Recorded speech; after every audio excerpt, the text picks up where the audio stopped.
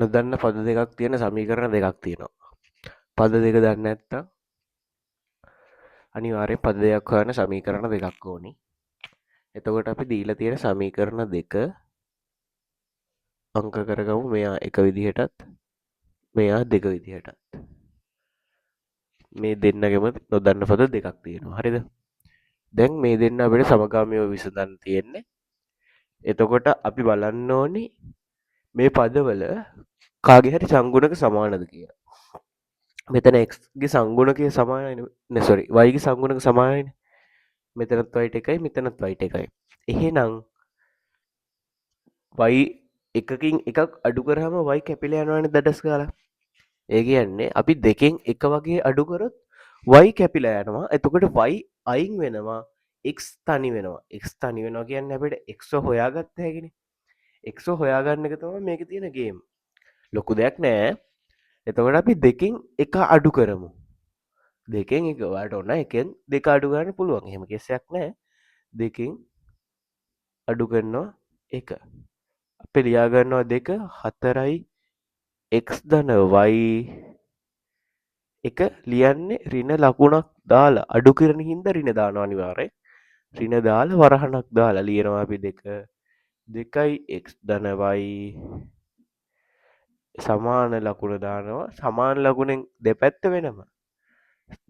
දෙකේ සමාන ලකුණෙන් එහා පැත්තේ 11 තියෙනවා. එකේ සමාන ලකුණෙන් එහා පැත්තේ 7 තියෙනවා. 11න් 7ක් අඩු කරනවා.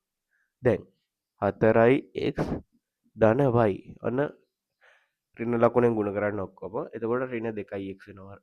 ඍණෙන් ගුණ කරාම මෙයා ඍණ y වෙනවා ඍණෙන් ගුණ කරාම.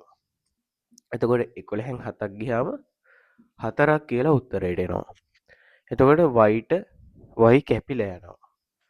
හරිද? එතකොට 4යි x ඍණ 2යි x කියන්නේ එකම පදේන එකම සංගුණකනේ තියෙන 4 වරක් x දෙවරක් x. එතකොට 4යි x ගෙන් 2යි x කියන්නේ අනිවාර්යෙන් මේ නියත පද වලින් අඩු කරාම හරිනේ.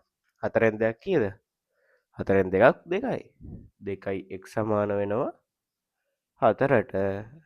අපි දන්නවා එහෙනම් x සමාන වෙනවා 2ට. දැන් x 2ට සමාන වුණානේ. අපි x ගේ අගය මේ එක තැනකට ආදේශ කරලා දැන් y හොයන්න ඕනේ. අපි y උක්ත කරගෙන ඉමුකෝ මේ හරිය. y උක්ත කරගනිමු. එතකොට 2යි x ධන y නේ 7 වෙන්නේ.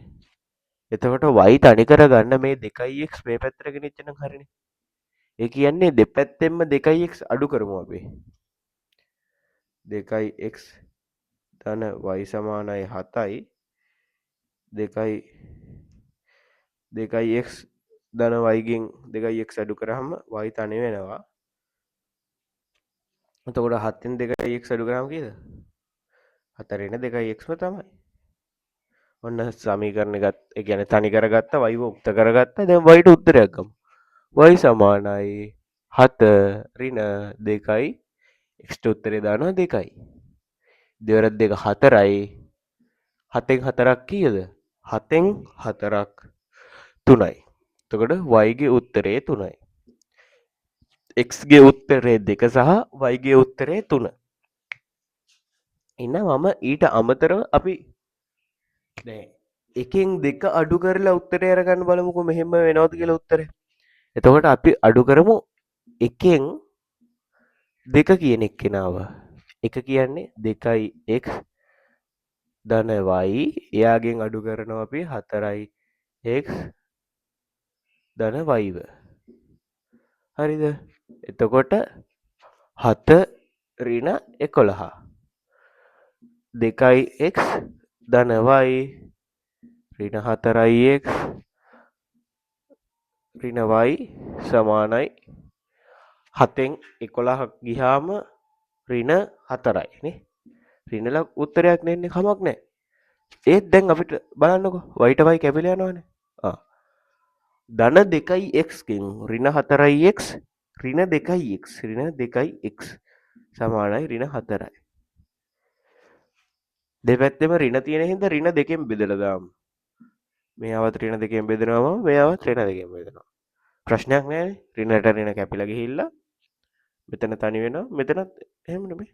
x සමානයි ඍණට ඍණ කපිලා යනවා. හරිද? මෙතන ඍණ ඍණ කැපෙනවා. 4 2කින් බෙදුවාම උත්තරේ 2යි. අර දැන් තේරෙන්නේ නැති සමහර විට මම කලින් දෙකෙන් එක අඩු කරපු එකේ හේතුව. ඒ කියන්නේ ඒක ලස්සනට එනවා ටිකක් එහෙම ලොකු වෙනසක් නැහැ. ටිකක් අර ලස්සන හින්දා තමයි එහෙම අඩු කරේ. අර නිකන් දකින්න ඉස්සරහට මොකක් වෙයිද කියලා පොඩ්ඩක් බලන්න සාමාන්‍යයෙන් ඇනලයිස් කරලා මේක මෙහෙම කරොත් කොහොම වෙයිද? එහෙනම් මම මෙහෙම කරනවා කියලා. එහෙනම් තවත් ගණන් හම්බෙමු. see you